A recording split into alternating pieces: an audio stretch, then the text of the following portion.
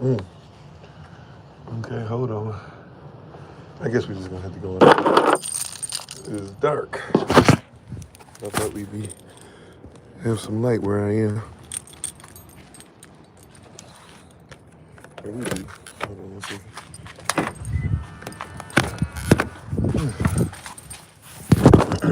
Alrighty.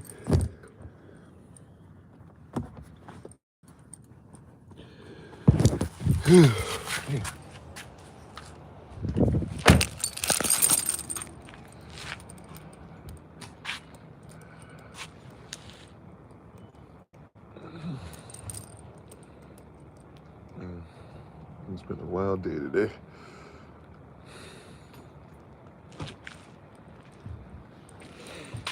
Hopefully all is well with everybody though. Trying to get everybody up on here.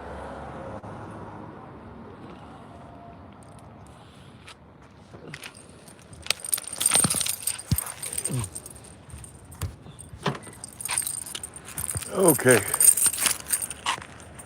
Sorry about this. Sorry about the timing, y'all. It is what it is. We got to go ahead and get started. Okay.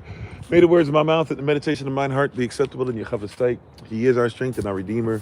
And it is in His name, which is His authority, that we pray, praise, proclaim, project, and protect today's message. Aman. All right. Hola, mi nombre es Kofi. ¿Cómo está? Bonjour, se me Kofi Savah. Ni hao, namaste.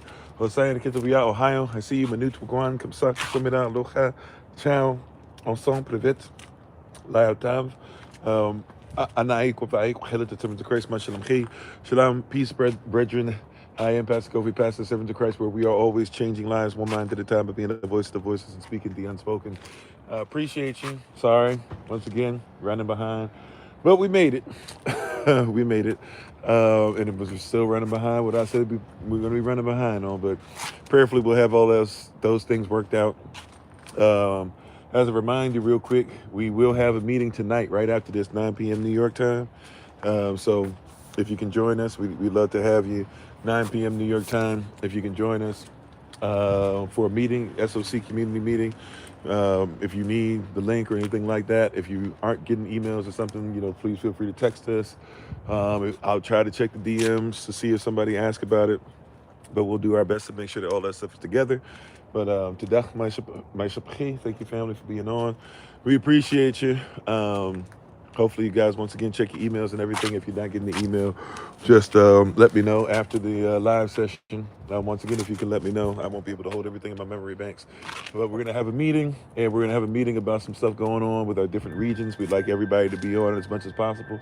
And starting next year, starting next year. Sorry, the car started making a weird noise. Starting this year, starting next week, we are going to make sure that we start having some Zoom meetings just for persons in different regions of the country. So prayerfully, everybody can be on that for us tonight, 9 p.m. New York time. Right after we finish this live session, you will see a Google Calendar invite go out, and it'll have the Zoom link that we'll be using for this evening. So thank you, everybody, for being on one more again. All right, that being said, and those who would like to join us early, if you can, I'm talking about early, like 6 a.m. New York time. Supposed to have Prophet Yomi on, and we're supposed to be on YouTube, and it's going to be on YouTube only. We're supposed to be on there, speak on some things, talk some stuff through, go through the Word, and kind of have some conversation back and forth about differences and things of that nature, and what we feel and what we see concerning, church and kingdom of heaven, as far as church in Israel, things of that nature. So be a pretty interesting conversation. Probably won't go any more than about an hour, but an opportunity to be able to, invite somebody who's invited us back and have some conversation, and hopefully see where Holy Spirit takes it from there. And so if you'd like to be able to be ready for that, feel free. So let me say shalom and peace to everybody one more again. Then we're going to get started. How you doing, Elder Nais? How you doing, Sister Dawn, Brother Key, Sister Deborah, Brother Jermaine, is it X, Sister Mignon, Adrian, Samuel, Brother Alex, Catwoman, Salt Airs, Belle, Toya, Sister Lawana, um, Dizzy, Primetime, Big Brother Thomas. I talked to Pastor Hamilton today, so we were talking about some things really just inviting you guys over to what we're going to be doing on May 30th. So he said he's going to get in touch with you, and I guess let you know. I think he was thinking we needed to use the building. We don't need to use it this year or anything, but since he did offer it, I don't know if that's going to lead to us maybe doing something special. But he said he was going to try and come into town. I know he's normally there first Sundays for y'all. How you doing, Sister Monique? How you doing, Juma? And if I miss anybody, charge it to my head, not to my heart. We appreciate you. How you doing, Tanisha? And if I miss anybody, once again, charge it to my head, not to my heart. I'm thankful to have you guys on. Shalom, Sister Tia. How you doing? I was just thinking about praying for you earlier today.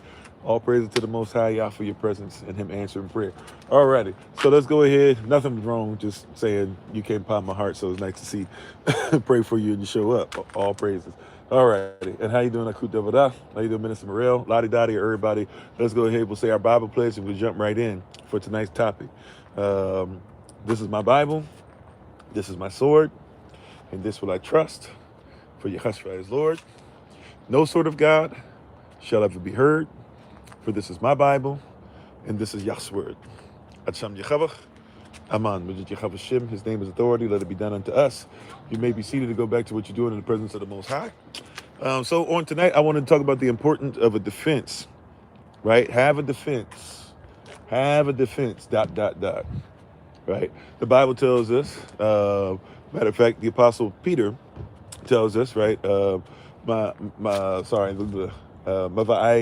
Savar, the Apostle Peter, or the prophet, or the priest Peter, because that's what he really was. This whole word apostle, we get that from the Greek, apostolos.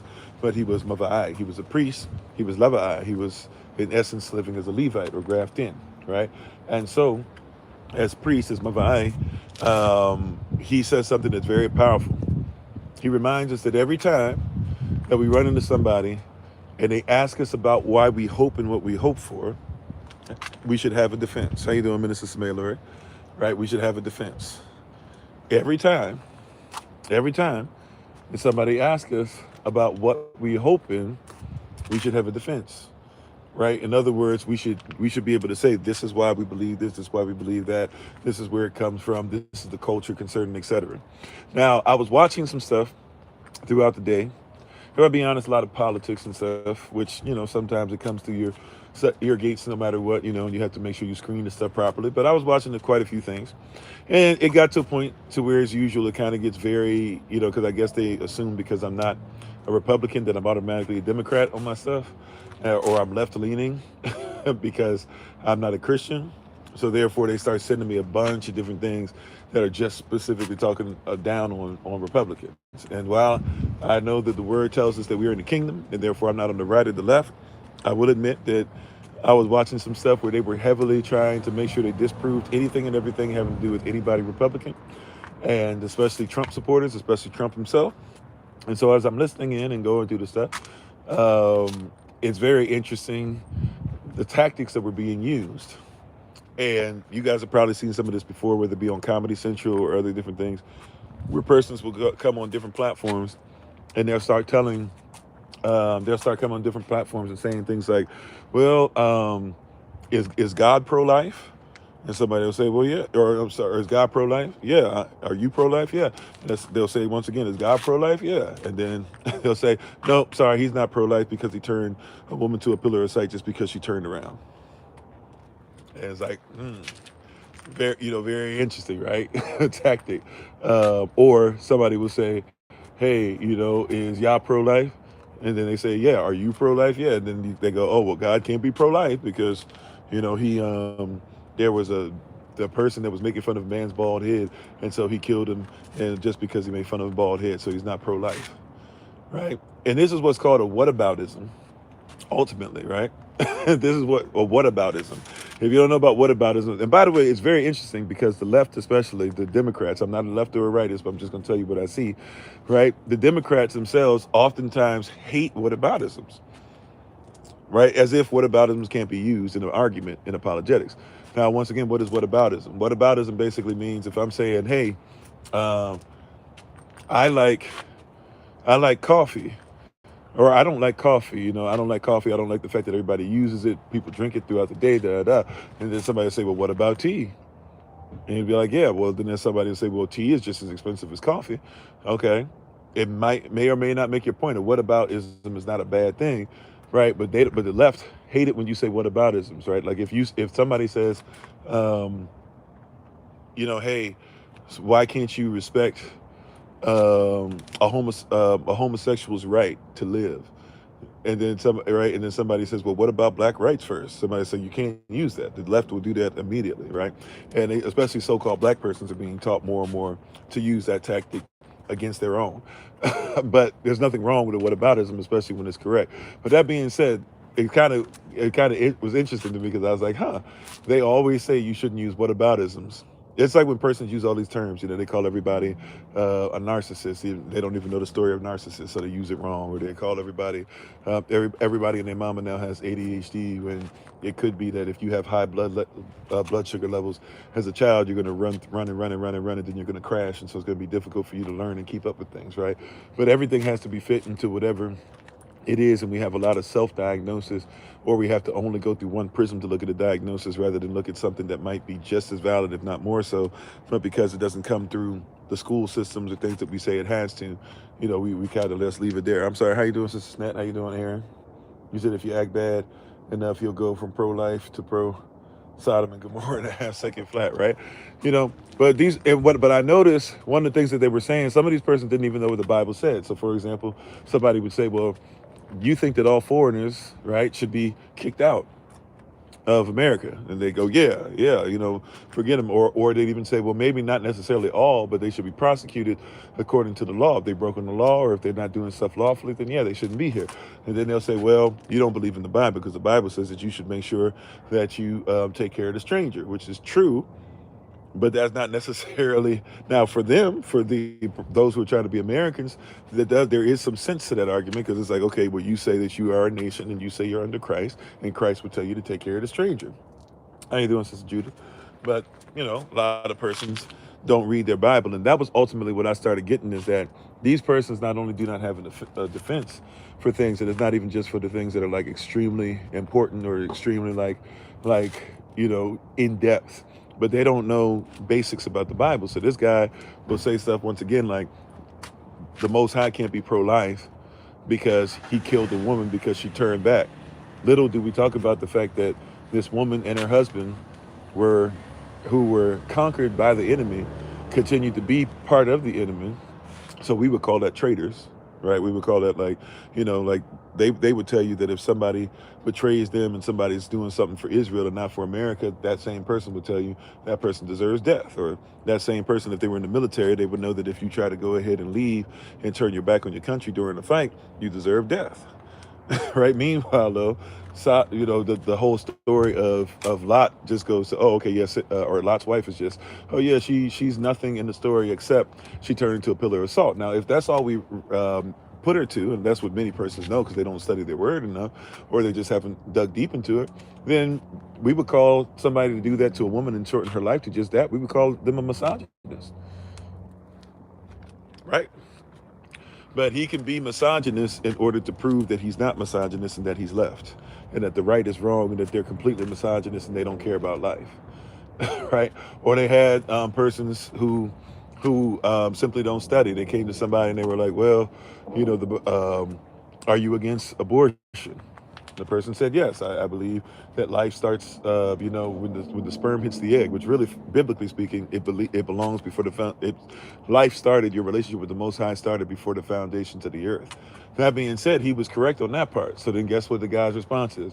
He says, well, no, it can't be. He said to challenge his stance on abortion, he said, well, do you believe in public execution? Which, by the way, we don't necessarily believe in, but I'm just saying that was where he went to try and conflate the two. Now, somebody that doesn't have an argument for this simply gets to a place where it doesn't even have a way to defend their hope or what they hope and what they believe in. He basically gets, kind of stumped. But the reality is, well, my question back to the person would have been, okay, well, you say you don't believe in, I'm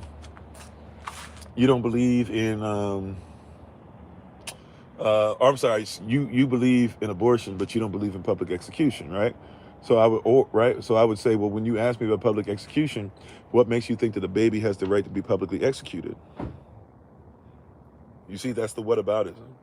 You have to be able to like think on those things. They're trying to catch you for the jump and say all these different things.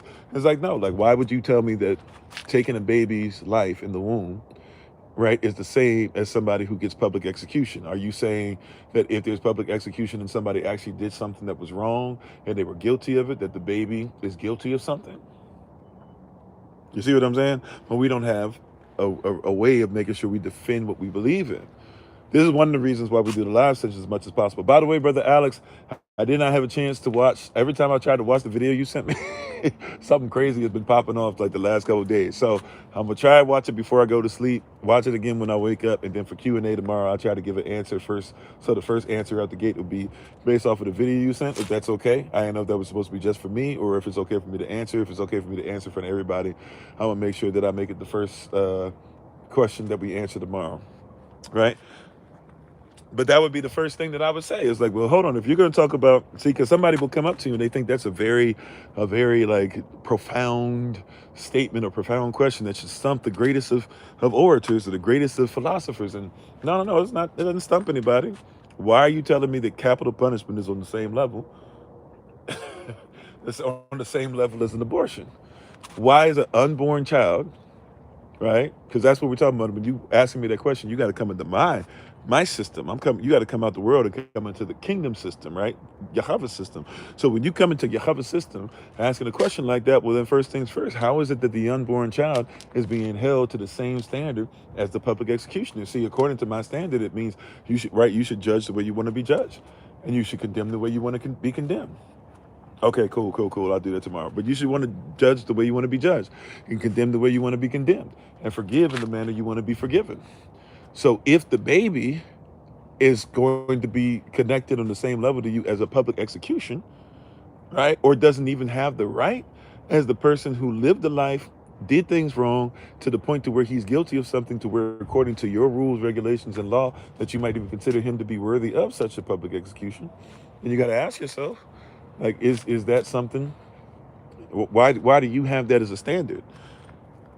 You see what I'm saying? Yeah, come on. That's kingdom sense, not common sense. And a lot of persons are walking around as commoners with common sense. It's kingdom sense, not common sense. So if you coming to me with a common sense answer, I got to come to you with a kingdom answer. Now, right, but what I noticed is all these persons that they were going to, they had first of all, some of these persons didn't even know their word. So if you don't know the scripture and somebody's using the scripture to show me how dangerous this is for many persons who walk around, who basically have an emotional attachment to a political stance, basing it upon the Bible, who Trump's words are more important than Christ. And by the way, if we flip it, the same thing just happened to where you take a political stance to where Obama's words are better than Christ, or Biden's words are better than Christ, or Bush's words are better than Christ, or Clinton's words are better than Christ.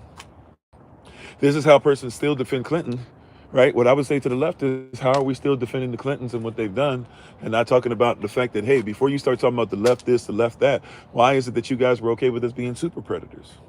Now, I'm not on the right, but as a black man, so-called black man, right, as a Negro, as somebody with Negroid features, that would be something I want to know. How you doing, hood living?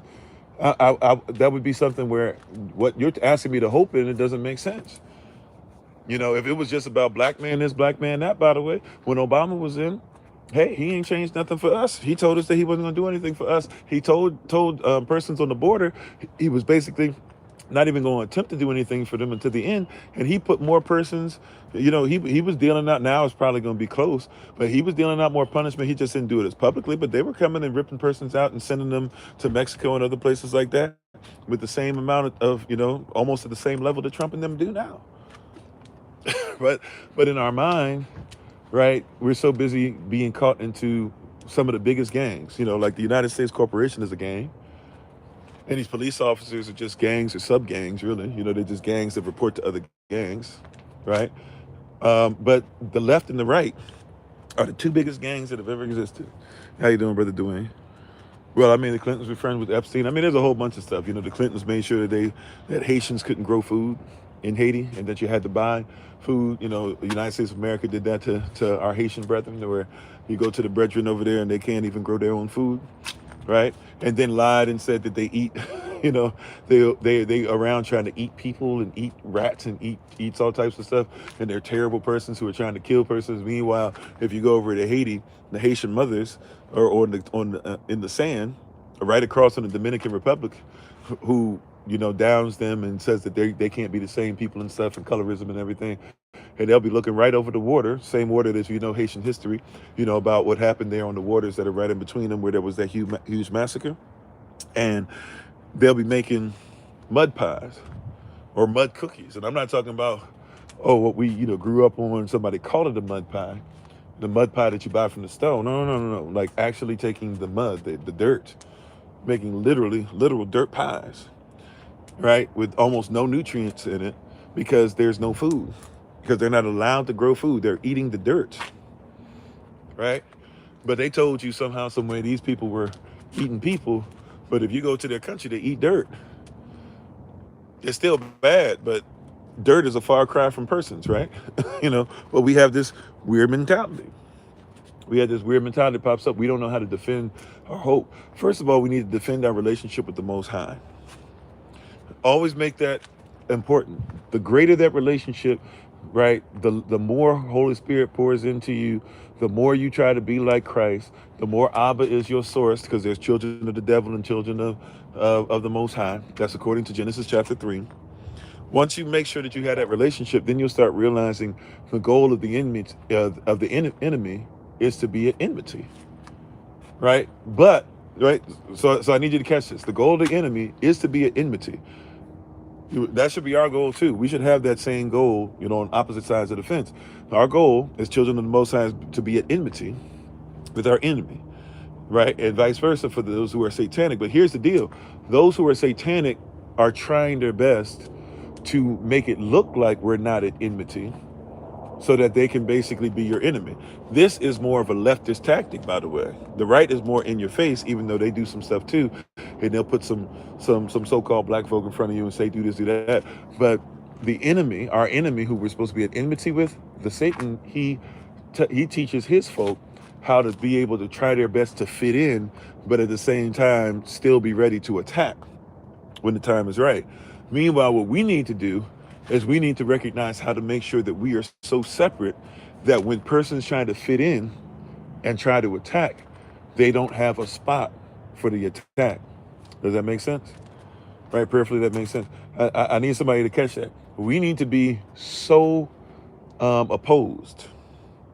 We need to be so separate from the world that as these persons try to come in and gain and be like, oh no, we're actually cool. Like I was talking about before. Oh no. You call him Yehoshua, I call him Jesus. Or you call him Yehoshua, well, we don't even know if he was real, but we believe in the law. Well, you call him Yehoshua, we just call him Isa. It's like, okay, time out. These things sound not, you call him Yehoshua, I say that he had Christ consciousness, right? And he wants all of us to have Christ consciousness. Hold their feet to the fire. Right? Be willing to defend that which you believe. How you doing, Miss Ladybug? Ask questions. Hey, wait, okay. So when you say that he's just a prophet, you got to help me with that. You got to help me with that. When you say it's about Christ consciousness, you guys first of all explain to me, do you even know what the Greek word conscious means? And therefore, you're going to talk about a subconscious, right? Where does that even come from? Are we going to talk about even the fact that we're talking about things about Freud and Freudian slips and how he was lustful and how he was into messing with little children and things of that nature? Are we going to make sure we talk about that? Like, see, we have to be able to defend that which we believe like others will defend, and that means we must study. And we must study it. Shalom, how you doing, Anthony? We got to study this. How you doing, Janelle? We got to study this. Excuse me. We have to study this to the point to where it's so difficult for somebody to come into our, see what is it? Psalm 1, right?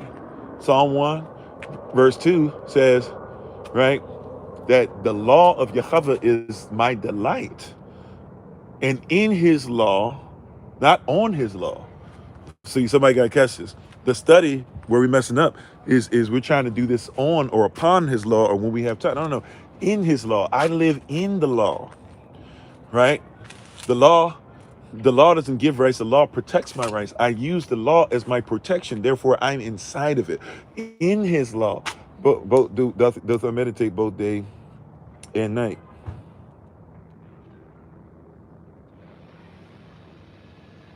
Oh, okay. Yeah, they. Okay, sorry. They said that they're gonna go ahead and take away from the live session because it's too dark outside. All right. Anyways, TikTok, do you think? but right, it's one of those days today. But that being said, right, we give all glory. We have to be willing to defend. We have to be willing to go through. We have to be willing in His law. We live this so much. That's why even tonight at 9 p.m. New York time, and just we're gonna get ready to take our leave for tonight, and then we'll see you on the meeting. Prayerfully, everybody who can will attend. But we want to make sure we start even making sure that we're meeting up regionally more, calling each other more, talking to each other more, having longer conversations, checking these things out, making sure that we live inside of this thing together so much that some outsider, right? So strangers can be taken care of and helped, but strangers are supposed to be helped to eventually no longer be strangers, but become part of the nation, right? It's inside of His law. And that's why, once again, most of us are not going to be able to. That's why once again, most of us are not going to be able to go ahead and get these messages and live by this, right? Most of us are not going to be able to do that properly because we're not trying to live in His law, right? I know we got to live by the law, right? But hear what I'm saying: we got to live in His law. In His law doth we meditate both day and night.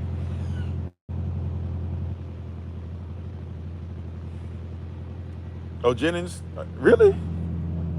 Oh, it's buffering? Okay, I'm sorry. Is it buffering for everybody else? I might have to look that up. I didn't know that. Apostle Jennings did that? I didn't know that. I'm going to have to look. You said Moses said to Yehovah, pardon your servant, Adam. I have never been eloquent, neither in the past nor since. Have you spoken to your servant? I'm slow of speech. Okay, I'm not sure what that actually has to do with today, but I guess you're saying because Moses couldn't speak well, does that mean that he couldn't defend the law? I'm not sure what it has to do with it. No offense, I'm just trying to figure out. Oh wow, okay, we're gonna have to see that. I didn't know Jennings was on that tip. He got a lot of great word to say, but man, that's gonna be a big hit for the community. I'm gonna start praying. I hope that that's. I know you said it. I'm not doubting you. I'm just being honest. I'm hoping that's not true. I'm gonna have to look that up. My greatness. All right. Well, anyways. So how you doing, Double OG, Triple OG? So we have to be willing to be in His law and let His law protect us. Right? We have to be willing to be in His law and let His law protect us. We have to be what? Willing to be in His law and meditated on it both day and night without break. Let it be what it said. If we break the law, if we mess up, if we sin, recognize that you can still repent because Yahshua is still sovereign and His blood still covers, right? Like we used to sing, the blood still works, right? So, so let us not forget that. But that being said, yeah, we have to make sure that we live in this thing so much that it becomes difficult for any devil in hell, any enemy to try and tell us that what we're doing is different. We have to separate ourselves so much that when persons begin to ask questions or to say certain things or even put different scripture out, you said, yeah, that's why Elohim sent His brother. It's cool. So His brother translated for him, and His brother also would speak on his behalf. But Moses still received the word, which meant that when his brother was speaking for Moses, he would speak for what Moses knew in his heart, right?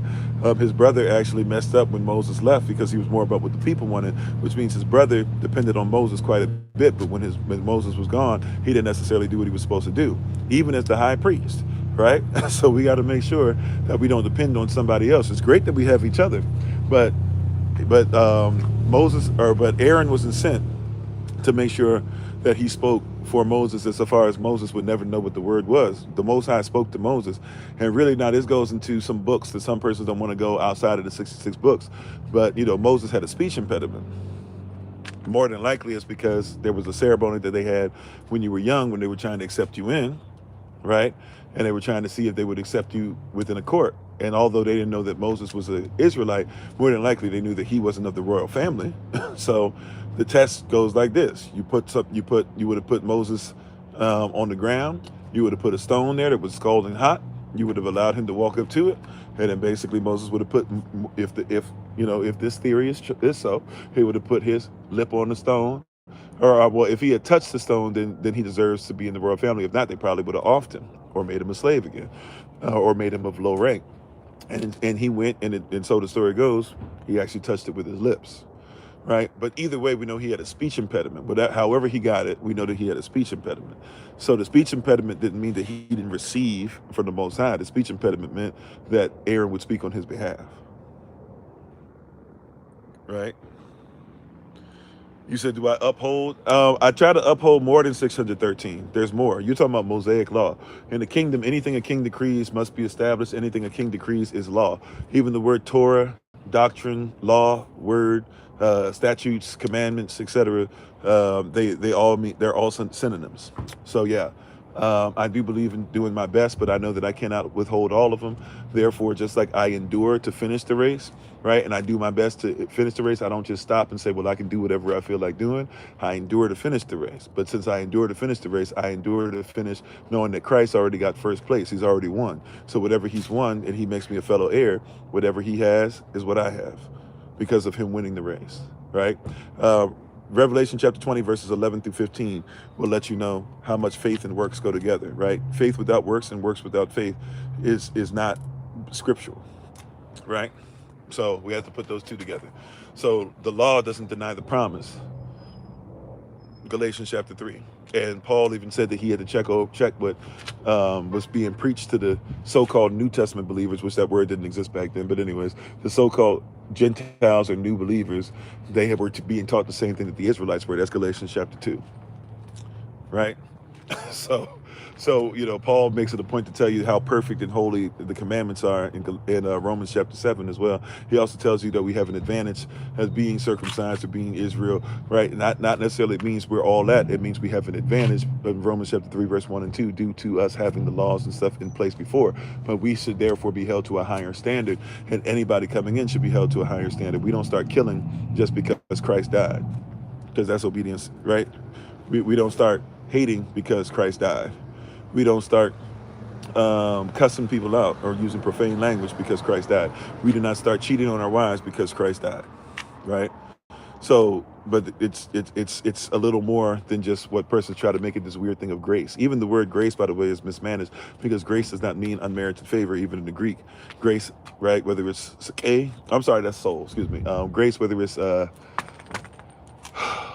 Charis, which is almost charisma. Charisma is a gift, but charis, the first part of it, is grace. And kachan in the Hebrew, same word. How when you look both of them up, it's talking about being inside of it, being in the presence of the Most High, him being in your presence, you being in his, living inside of each other in a symbiotic relationship in the spirit. That's what grace actually refers to, right? So that's basically what we're talking about. But anything a king decrees is law. See now how the questions come up and persons say all these different things. You have to be able to defend your hope. Now some persons will take that word and say, okay, like you just gave me scriptures, it's recorded, I can look it up, Some persons will argue about it or whatever, but you have to be able to at least give a defense. And what happens with most of these persons is they do not have the interesting thing I'm sorry. Well, you're right. It's caris or caris, or it'd be like caris. No sé caris. No sé hablas or hablo caris in Espanol. Whatever that means actually in Espanol, as far as what it would be. Caris. I'm not sure what that would be, but yeah. So we have to know how to give a defense for what we believe based upon the word and based off of kingdom logic, kingdom sense, not common sense. Anyways, we got 5 more minutes before the meeting's supposed to start, so I'm gonna jump off real quick. Prayerfully, you guys have a great night. If I don't see you at the meeting, we'll see you guys hopefully early tomorrow. And I'm not sure. I didn't get a chance to even reach out to Prophet Yomi today, so I'm way behind. But I'm gonna try and send him the the flyer and everything. Let him know that we're gonna be on and try to explain to him how it works. Hopefully, you'll be able to make it on tomorrow. But if you can make it with us early tomorrow, feel free to. It'll be put out there. But before that, and sisters, don't forget tomorrow, women's meeting, 7 p.m. New York time, before the evening live session. But tonight, right after this, we're gonna do a quick meeting. Like, it's just gonna be me giving about a bunch of information out and talking through some things. But we want to really start getting back into getting these meetings for our regions and doing some stuff together. All right. So much love to you. I appreciate you. Hopefully we'll see you at the top of the hour. And even if not, as always, we give our honor and praise to the Most High. We give our praise and honor for my wife, the Honorable Mind, to the ministerial staff, moderators, SOC, Lottie, and everybody.